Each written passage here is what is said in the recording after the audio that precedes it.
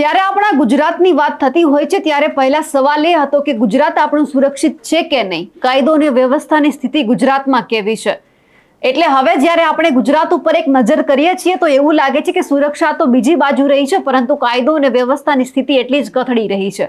અને એ જ દરમિયાન આપણે ઉજવણી કરી રહ્યા છીએ સુશાસન દિવસની. જ્યારે હર્ષ સંઘવી ઉપર સવાલ ઉભા કરવામાં આવે છે, મુખ્યમંત્રી ભૂપેન્દ્ર પટેલ ઉપર સવાલ કરવામાં આવે છે, એટલા માટે કારણ કે અત્યારે સત્તા પક્ષમાં ભાજપ છે. આ ભાજપના મુખ્યમંત્રી છે અને ગૃહ રાજ્યમંત્રી છે.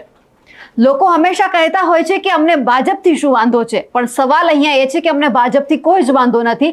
ભાજપ ઉપર સવાલ એટલા માટે થાય છે કારણ કે ભાજપ અત્યારે સત્તામાં છે. જેમને કામ કરવાનું છે એ કામ નથી કરતા, એટલે સવાલ અહીંયા ઉઠાવવા પડે છે. અને આજે પણ જે હર્ષ સંઘવીની અત્યારે જે કાયદો અને વ્યવસ્થાની સ્થિતિ કથળી રહી છે તેમને લઈને અવારનવાર તે કહેતા હોય છે કે અમે વરઘોડો કાઢીશું. પણ વરઘોડો કાઢો છો તો ક્યાંક તમને એવું દેખાય છે કે વરઘોડાની કોઈ સારી અસર થઈ હોય? તેમની પણ વાત કરવી છે. અને ખાસ મુખ્યમંત્રી ભૂપેન્દ્ર પટેલ મૃદુ અને મક્કમ કહેવાય છે, તો શું તેમના શાસનમાં ક્યાંય ગુજરાત સુરક્ષિત દેખાય છે? તેમની પણ આજે વાત કરીશું. નમસ્કાર, નિર્ભય ન્યૂઝ સાથે હું છું રિદ્ધિ. આજે વાત એટલા માટે કરવી પડે છે કારણ કે ગુજરાતની અંદર અને આખા દેશમાં સુશાસન દિવસની ઉજવણી થઈ રહી છે. હવે આ સુશાસન દિવસને જોતા કે મને એવું નથી લાગતું કે આપણું ગુજરાત આટલું સુરક્ષિત હોય.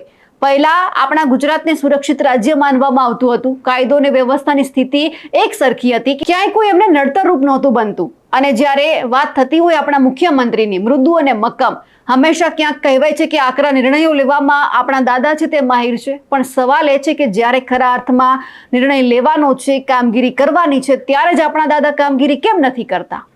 જ્યારે દુષ્કર્મની વાત આવતી હોય છે ત્યારે ભૂપેન્દ્ર પટેલ ક્યારે એવો કાયદો અને વ્યવસ્થાની સ્થિતિ લઈને આવ્યા, કોઈ એવી કામગીરી કરી કે જેમને લઈને આપણે કહી શકીએ કે ના, આપણું ગુજરાતમાં અમે બધા સુરક્ષિત છીએ?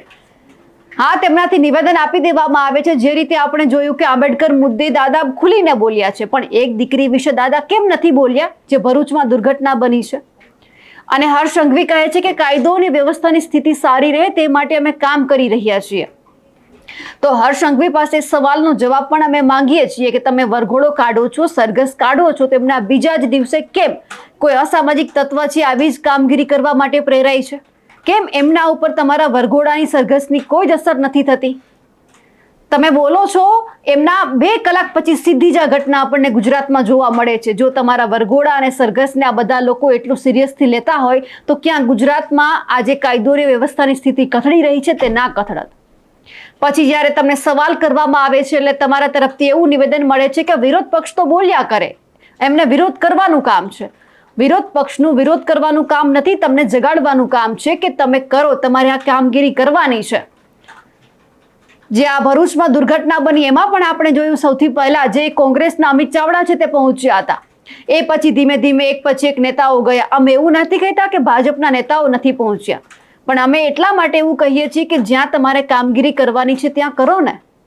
સરઘસ તમે કાઢો છો તો સરઘસનું ક્યાંક એવું પાસું પણ તમે સામે બતાવો જેથી કરીને બીજા જ્યાં લુખા તત્વો છે એ કોઈ આવી આવારાગર્દી કે ગુંડાગીરી ન કરે. કાયદો અને વ્યવસ્થા અને એમની સાથે ભૂપેન્દ્ર પટેલની સરકારે જે 2 વર્ષ પૂર્ણ કર્યા એમાં કેવી કેવી કામગીરી કરી છે, આ સરકાર સક્સેસફુલ છે કે પછી ફેલિયર છે, તેમની પણ વાત કરી રહ્યા છીએ. ત્યારે પ્રજાશક્તિ ડેમોક્રેટિક પાર્ટીના જે સ્થાપક છે શંકરસિંહજી વાઘેલા, બાપુ પાસેથી મેં આ બધું જાણ્યું કે હર્ષ સંઘવીની સરકાર તેમને કેવી લાગે છે, હર્ષ સંઘવી જે કામગીરી કરી રહ્યા છે તેમને લઈને તેમનું શું કહેવું છે, અને ખાસ કરીને જે આપણા મુખ્યમંત્રી ભૂપેન્દ્ર પટેલ છે તેમની આ સરકાર સક્સેસફુલ છે કે ફેલિયર, એમની પાસેથી જ આપણે સાંભળીએ. કારણ કે મેં બધી જ્યારે એમની સાથે આ વાતચીત કરી, એ ઘણા લાંબા સમયથી રાજકારણમાં છે, એમણે ભાજપ અને કોંગ્રેસ બંનેની સત્તા જોઈ છે. તો આ વખતની જે સત્તા પક્ષ છે એ એમને કેવું લાગે છે એ સાંભળી લઈએ એમની જ પાસેથી. બાપુ, આગળ વાત થઈ કાયદો અને વ્યવસ્થાની, જે રીતે અત્યારે ગુજરાતમાં સ્થિતિ કથળી રહી છે, હર્ષ સંઘવીને લઈને શું કહેવું છે? જે વહીવટ ખૂબ થઈ ગયો અને જે તમારા કારણો મતલબ પાર્ટીના હાઈકમાન્ડના કારણો જે કંઈ હોય કે ભાઈ ધારાસભ્યો મંત્રીઓને કોઈ પાવર નહીં હોવા જોઈએ. આ લોકશાહી વિરુદ્ધની ભાવના. મંત્રી કે મુખ્યમંત્રી કે ધારાસભ્ય શું કામ પાવર ન હોય? તો પબ્લિકે મોકલ્યો એને તો, પણ એને તમે બાયપાસ કરો અને તમે અધિકારીને કરો. જે અધિકારી બી એક્સટેન્શન વાળું અધિકારી હોય, જેને બધું ખાધું પીધું પતી ગયું હોય, આપણે 58 નોકરી પતી ગયો, 5 વર્ષ 3 વર્ષ તો એને કેટલા ટકા મજા કરે, ભલે કોન્ટ્રાક્ટ પર હોય, એ માલિક હોય સરકારનો. પછી એને કેટલા ટકા લો એન્ડ ઓર્ડર લોકો મરે કે જીવે કે બળાત્કાર થાય, ફલાણું થાય, ચોરી થાય, લૂંટફાટ થાય, મારામારી થાય, મર્ડર થાય, ખોલે આમ પોલીસને બી કોઈક મારે. વિચાર તો કરો, પોલીસને કામ મારે લોકો? તો સરકાર ક્યાં આમાં છે? જેનો ડર હોવો જોઈએ ડ્રેસનો, યુનિફોર્મનો, એ બિચારો દુઃખી થાય કારણ કે કંઈક કરવા જતો આકાઓ ના પાડે, કામ ના કરતા તમે. એટલે આને નોન એન્ટિટી ગવર્મેન્ટ જેવું કંઈ છે જ નહીં. કહેવા પૂરતી ગવર્મેન્ટ છે, શાસન, government, administration, it is that, that's all. Bus for the people, of the people નહીં.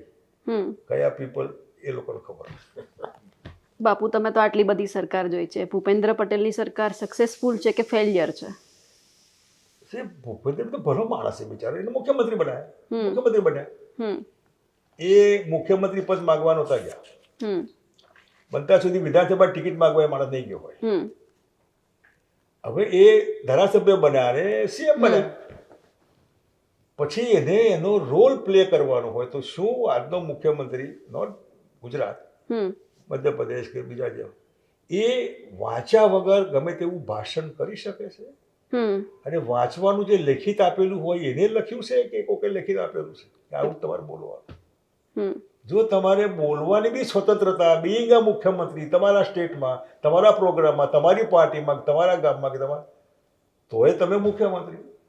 પછી પૂછો તો જવાબ ન હોય કે સારું સારું, ભલે ભલે ભલે. એટલે આવા છે બધા.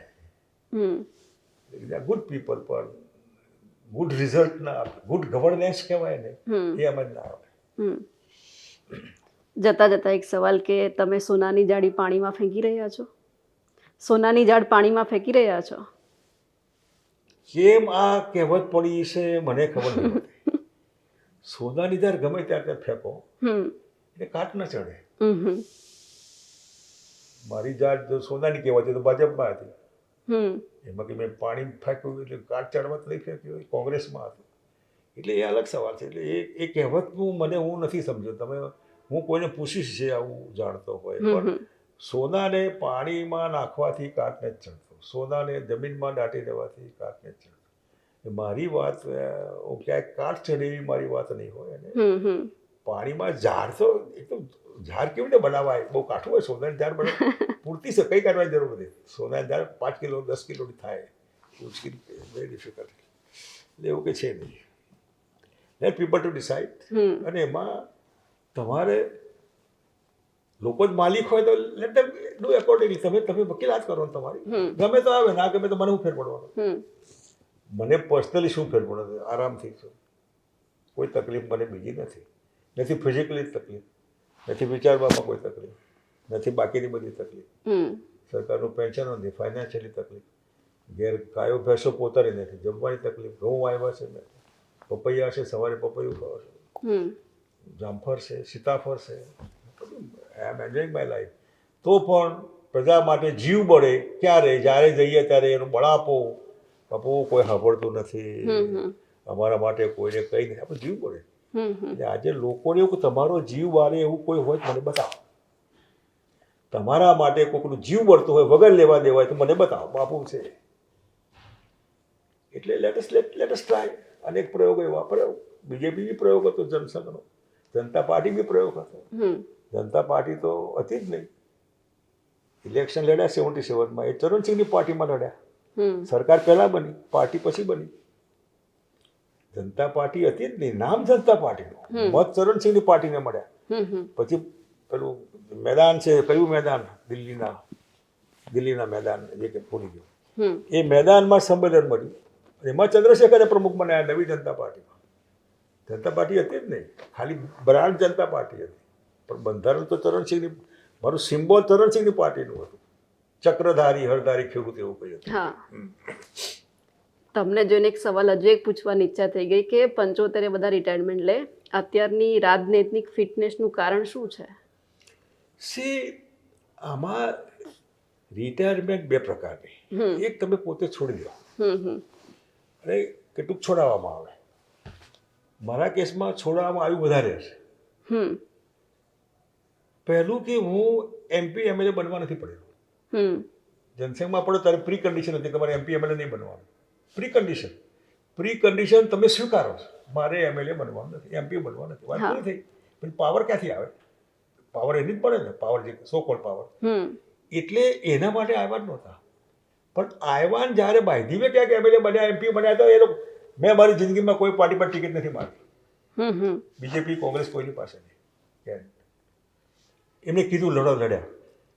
એવા વખતે જ્યારે આ બધું થાય ને જ્યારે તમે જે કોઝ માટે આવ્યા હોય એ કોઝ સરખું સારું થયું હોય અને પછી એ પાવર ઓરિએન્ટેશનમાં ડેવલપ થાય.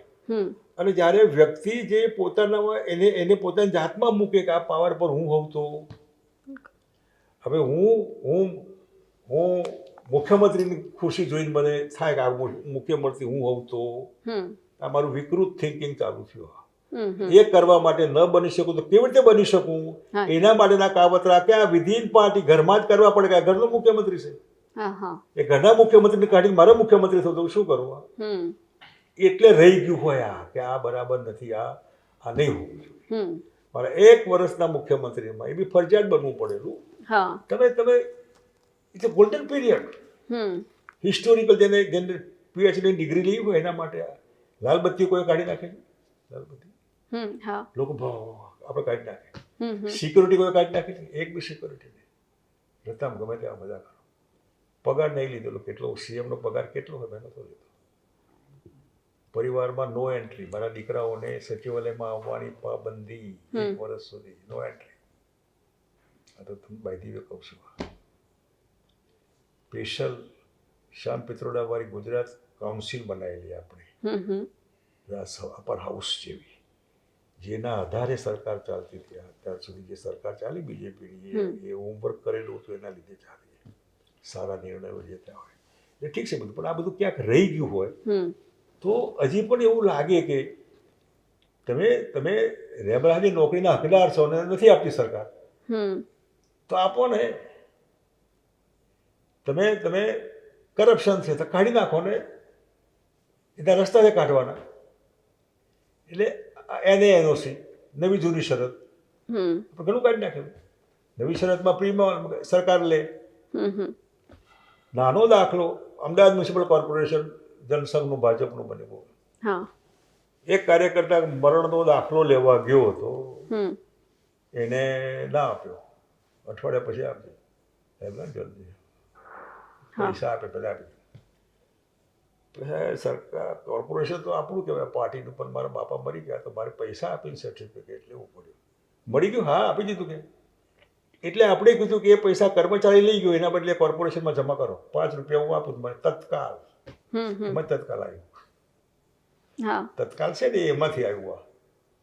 આરટીઆઈ દાખલ કર્યું આપણે, રાઇટ ઓફ ઇન્ફોર્મેશન. એ ગુજરાતમાં કર્યા પછી દિલ્હી પહેલી કેબિનેટમાં મેં કીધું મનમો છે કે રાઇટ ઓફ માણસને એનું કામ જાણવાનો અધિકાર. મારું કામ કેટલે પહોંચ્યું, રાઈટ.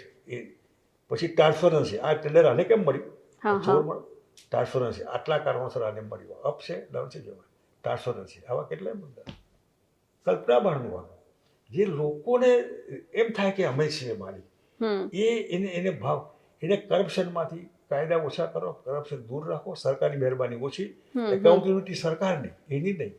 હું સરકાર ઉપર નાખતો. એનએસીનો મેં એવું કરેલું, ચોર અધિકારીઓ હતા તેવું નહીં કર્યું બરોબર.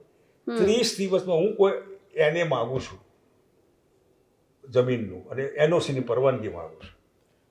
30 દિવસની મુદત મને મળી, એથી વધારે નહીં. પછી 5 દિવસ ઓબ્જેક્શનમાં, આ કાગળ લાવો, આ કાગળ લાવો, 5 જ દાડા.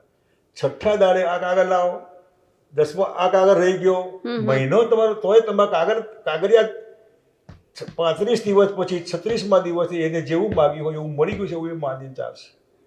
એકાઉન્ટેબિલિટી તમારી, એને કાગળ મળી ગયું. હવે આમાં કરપ્શન ક્યાં આવે? 5 દિવસ રાહ જોવાની ને. આવું આપણે કરેલું. આ 50% પટ ભરો તો નવી શરતો જૂની થઈ જાય, પૈસા નહીં આપે, સરકારમાં કરપ્શન નહીં. આવું તો કેટલું કરેલું. ઠીક છે બધું. બિલકુલ બાપુ, આપ અમારી સાથે જોડાયા, આપનો ખૂબ ખૂબ આભાર. સિદ્ધિનો આભાર. ને અમારા રુદ્રાસિંહજી અમારા પાર્ટીના પ્રમુખ બન્યા છે નવા, અંબાજીના દાતાના નરેશ છે પોતે. ને સારું છે, તમે આવ્યા, એ મને ધન્યવાદ તમારો. Thank you very much. તો તમને અમારો આ રિપોર્ટ કેવો લાગ્યો કમેન્ટ કરીને ચોક્કસથી જણાવજો. સાથે જ અમારી નિર્ભય ન્યૂઝ ચેનલને લાઇક, શેર અને સબસ્ક્રાઇબ કરવાનું ભૂલશો નહીં. નમસ્કાર.